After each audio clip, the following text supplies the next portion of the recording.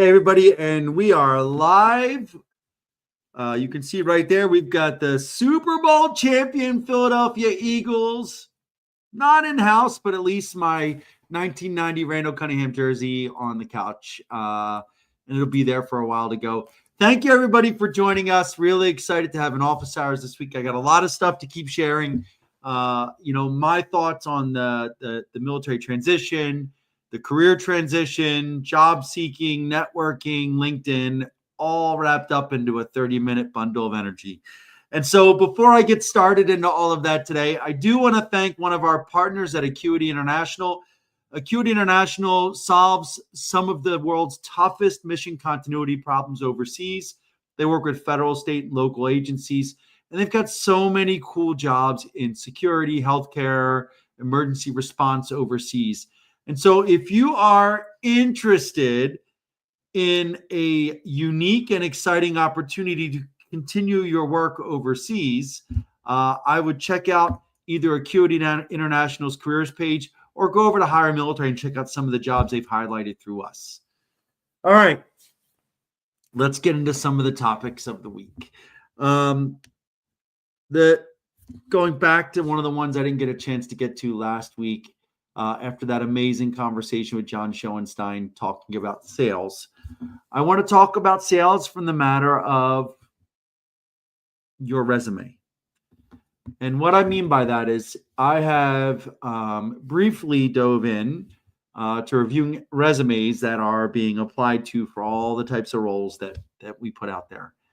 And by and large, I see that there's a large percentage of our population, most of our population applying to the roles that we post, that have put zero effort into tailoring their resume. And what I mean by that is they basically create one resume and they send it off to everything. And so let me just tell you that if you don't put any effort into tailoring a resume to the job, and you haven't done that exact job for several years, you are not likely a best candidate. And it doesn't mean you're not one of the best people to do the job. It means you will not be considered a best candidate because you do not look like someone that has the experience for the job. And so let's say one of the favorite ones I had, let's say you're applying for a project manager role and your resume says phlebotomist and just says phlebotomist and it did this phlebotomy work, over and over, whatever. You're not a best candidate.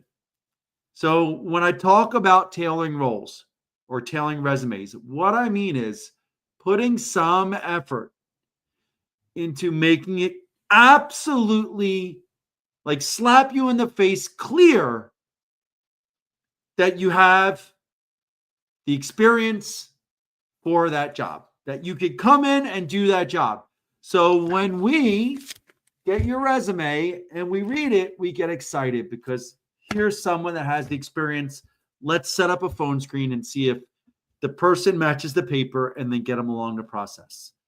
Now, you have a lot of different things out there. Like you can get on ZipRecruiter and Indeed and send out hundreds or thousands of resumes to all these different jobs. But, at the end of the day, I'll go back to something that my connection, Chris Hogg, says all the time. He says, you don't go to the range and ready, fire, aim. You ready, aim, fire, and you have a much better chance of hitting the target. And so what I'll tell people is that when you submit a resume to the job, you have to make sure that the resume makes it clear that you can do that job. And a lot of people may not want to spend the time necessary to truly tailor the entire resume. And so if you just want to do enough to at least give you a chance to have a recruiter spend a little bit more time on it, I have these 3 things that I said that you should do. 1, whatever the job title is that you're applying for, make sure that that is the title of the resume, right? Put it at the top, right? Put it in, if you're going to put a goal or whatever, put it in there that you want to do that job. So that's number 1 thing. Let's just real quick. If it says HR manager at the top of your resume, it says HR manager, right? Number 2, read the job description. Whatever the job description is, you will see a list of must-haves or requirements for when it comes to experience or education.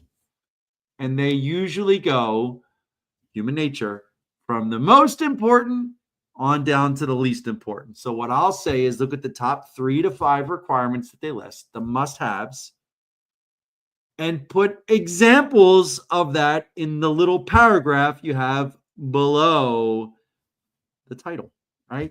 Most people have like a short, like professional summary. So if you speak in that professional summary to exactly what it says in the must-haves on there, now you've got us reading further. We looked at it, eyes went right to the title, then we started scanning down, read that, scanned over that quick paragraph, boom, boom, boom, boom, boom, done. Now you got the rest.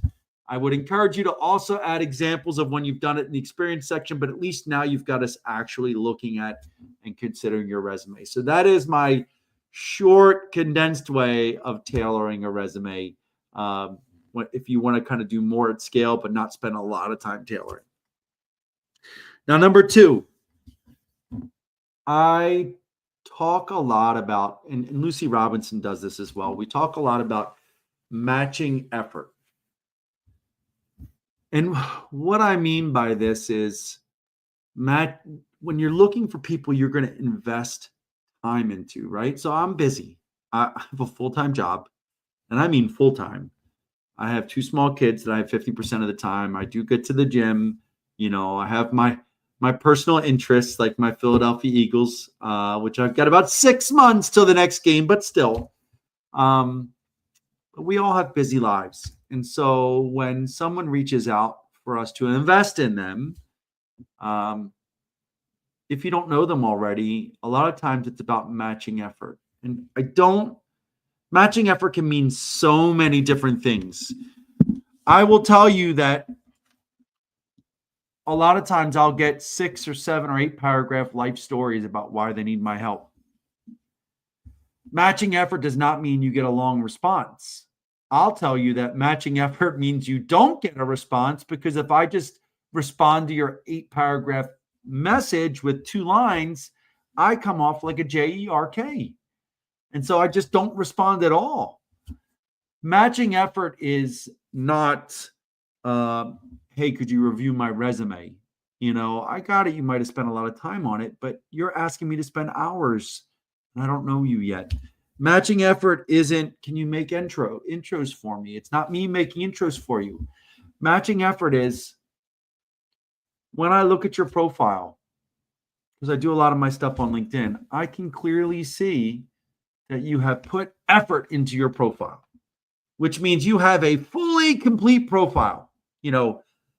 Effort into a good photo, effort into a background image, title, about section, experience section, education, skills, a few reviews, a decent sized network, and you've been engaging on the platform. If I go and see no activity yet, that's a no effort, right? If I recognize your name because you've engaged, you've got a much better chance of getting a yes. If I can see what we have in common because it's complete, whether you were a CSM, a GO, a colonel, a captain, whatever, if Intel, if I can see you've put a lot of effort into it, then I will, that's a good matching effort as well. And so, what I just, say is that for people in this space, we see and can sense effort over time. And when you do that, it's much easier for us to say yes and invest time in you. And so I want you to think about that. It's also why I spoke about building relationships. Relationships don't start with a big ask. That's transactional. Relationships start with a common background or interest and engagement over time, right? And so that's why so many people of us in the space want you to start early, ideally before the year, and just start sharing your love, your success, highlighting your team, commenting on other people's stuff, and building those relationships before you need them. Okay, so, I also spoke about salary negotiation in a long post. I encourage you to check it out. It was a long post that had 20 steps to salary negotiation. So let me talk through my overall concept of salary negotiation here. And so one thing is it all starts with the first number, right? I am not a fan of the whoever throws out the number first rule loses. I think you should have your research. And I think that if I'm interviewing someone and they're playing that game, it doesn't bode well for the relationship. Like, what are your salary? Like, you applied for a job, and I say, what are your salary requirements? You're like, what are you offering? And I'm like, no, you applied. What are your salary requirements? Do you have an idea what your range is? Well, what is your idea of what the like? Already that's done, right? Unless I have nobody else to interview. And so that's my personal take on this. And so I'm a big fan of effort and research. And so the way I look at salary, and this is my way of doing it, is it starts off with leverage. And what I mean by that is who is after who, right? So if a recruiter reaches to you out of the blue about a job you did not apply and says, we think you'd be a great candidate for this role, then you know that they need candidates and you have leverage. And so at that point, you should ask them, I would be interested in discussing it. What is the anticipated salary range for this role? And if they play that game that I just told you, like, well, what do you need? No, you called me about this job before I invest my time and effort into considering whether I would take this role. I want to know if it's worth my time. What is the salary range you're offering? If they don't answer it, I'm like, throw the red flag. I'm done, gone, right? So that's leverage. Now, if you are applying online, the application will normally say, what are your salary requirements? And it will not let you zero it out. So you got to put it in there. That is leverage. You are applying online. If you apply online and the recruiter asks you what your salary range is, when they do a phone screen, they have leverage. They have 10, 20, 100, 200, 300 other candidates. They think you might be a good fit. So they're going to ask you what your salary requirements are. This is so important. Recruiters do not get bonused out for giving you a lesser deal. They are asking the salary range to make sure that they can close you. There's no point in either side putting in a ton of work to get to an offer and to have it not be something that one side is accepting of, right? So it should be had on the first conversation. If it's not, somebody's wrong, all right? Now, for you figuring out what your salary range is, I am going to tell you that it is exactly like zeroing a weapon, right? And what I mean by that is, like, every weapon that you zero is like ready to go, is aligned with a specific job type. And so if you're going to zero a weapon, you get the weapon, you baseline zero, Battlefield zero, whatever. I forget what it's called. It's been 7 years. You aim and you fire your shots and you walk forward and check to make sure they're in a tight shot group and it's zeroed. And then you make your adjustments to get it to the middle, right? And if the shots are all over the place, you fire three more, you fire three more, you fire three more until you get it, walk it in until it's right there and you have a tight shot group, middle, center mass of the target.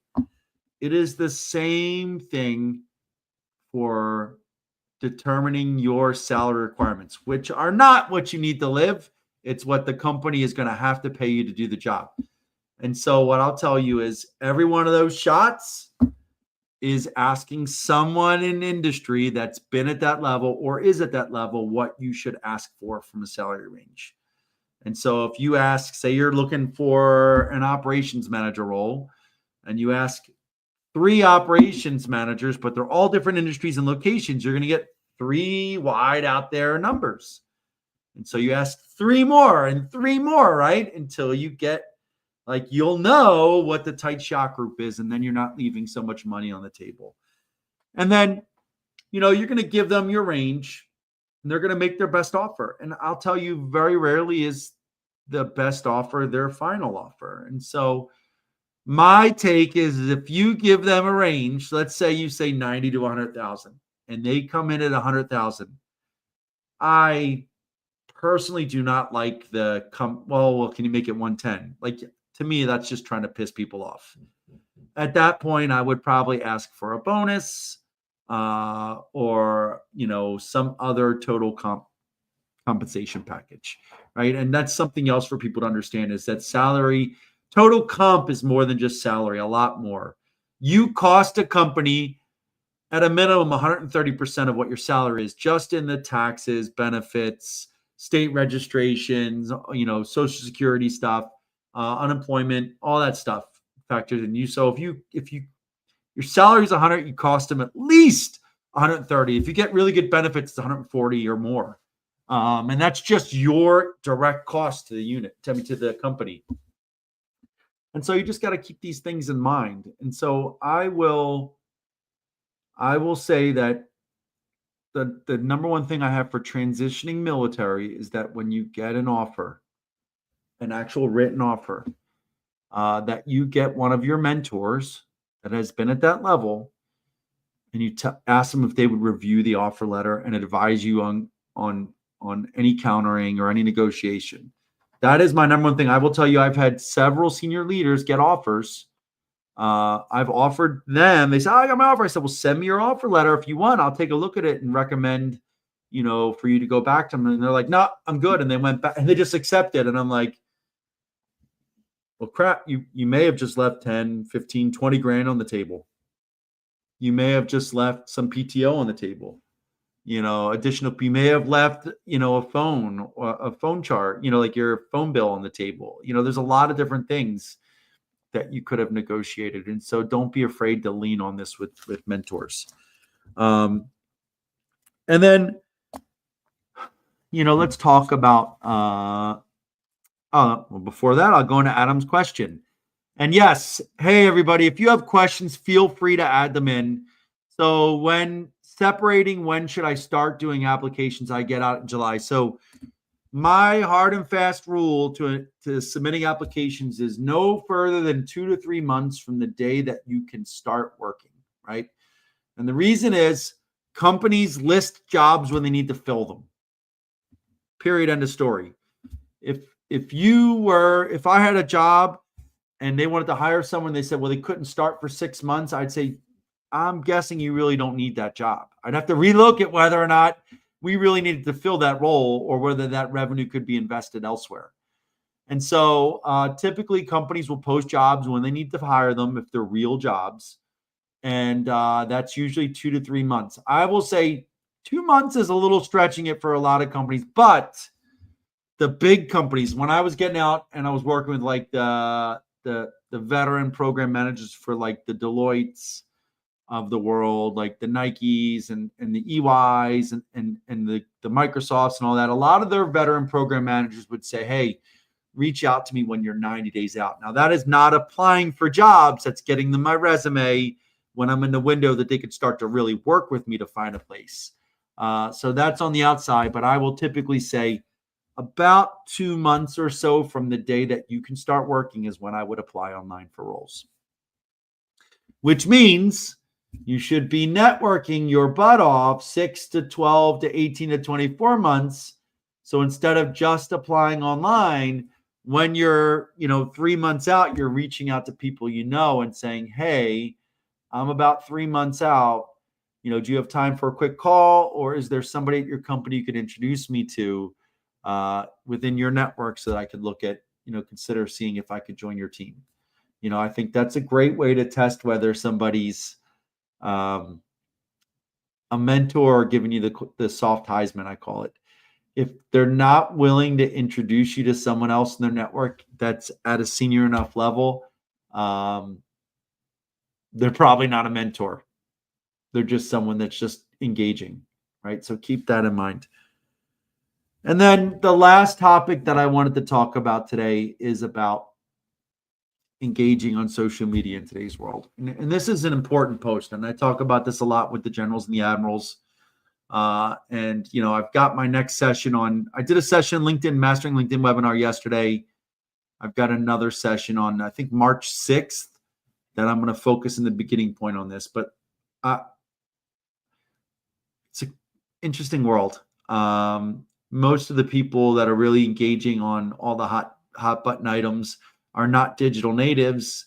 Our society is still figuring out the impact of social media and how to function in social media. And what I share is that all the hard conversations, all the hot button items, the things that divide our country in half should be kept to phone calls or in-person conversations with your friends. So what I'm going to share is that my advice for engaging with content on LinkedIn is to never post anything or comment or like or laugh or any engagement on any topic that divides the country in half, right? And I can make a list of those topics, and we can talk about, we can talk about vaccinations. We could talk about Israel, Palestine. We could talk about the president, the prior president, politics in general. We can talk about, schools and teachers. And you could go on scantily clad religion. You could go on and on and on. And Doge, the layoffs and the people taking the buyouts, like all of this stuff. I have thoughts on all of them, and they're not all aligned with one side of the equation. I think for myself. Some of them I think very strongly about, and I will never post about it on social media. And the reason being is that twofold. One, when you post or engage on a topic that divides the country in half on social media,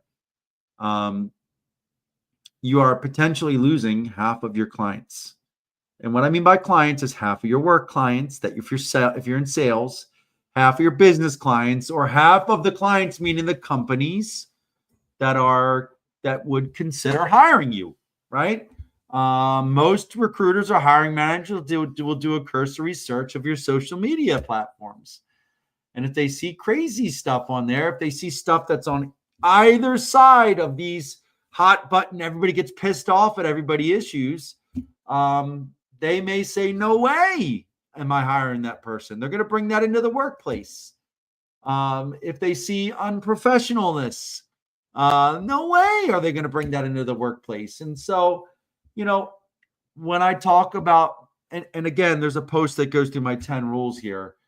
What I talk about is share the positives, share the things that you love, share the things that you're passionate about that are not dividing the country, share your successes, share the successes of your team, share your favorite sports team that some may say is divisive, but they're all either Chiefs fans or Cowboys fans. Everybody else is rooting for the Eagles. Highlight your team, highlight people that had successes, comment positively on other people's stuff. And in that way, over time, you start to, people get to know you, and it's in a positive way. And I'm not saying you can't share struggles. You could share personal struggles as well. Primarily, I look for sharing ways that you've overcome personal struggles or challenges, not just that you're experiencing it. But, if you get into the habit of doing that, you'll build a supportive community, a community that knows you for who you are, that knows what you do, and then they'll think about you when opportunities come up. And so that's what I want you guys to understand is my last rule for engaging with content is is really don't, and it's not in the post, but if you wouldn't talk about it with every single person in your company, don't put it on social media. And don't think you're safe putting it in a group on another platform. I didn't share it as a threat. I shared it as a learning point at a group I used to be in on Facebook. And then I said, dear God, get me out of this place. I left. But I said, y'all are saying stuff as if you're safe. You're in here. So all it takes is for one of us to take a screenshot and post it on Twitter, X, or LinkedIn, and your entire career is done, based on what you're saying. And I mean, I was like, imagine that. Imagine if I just took a screenshot, posted it to my network on LinkedIn. Done. I would never do that because it would hurt our entire community, and I would never do something hurtful to another person. I just connect with them and move on with my life. But I just want people to be safe and focus on the positives to build their network and find their success. It's out there. And we have such a supportive community that will take the calls, make the time, invest in you. You just got to build them. You just got to put the effort in to get there. So more to follow next week. I've got a lot of topics to discuss with you. I think maybe I'll probably do a post next week about collecting some of the topics you guys would like me to discuss. And we'll figure out how to work that in. But, thank you everybody for signing in. Hope that you have had a wonderful week so far and that you are excited for the weekend. See you all next week.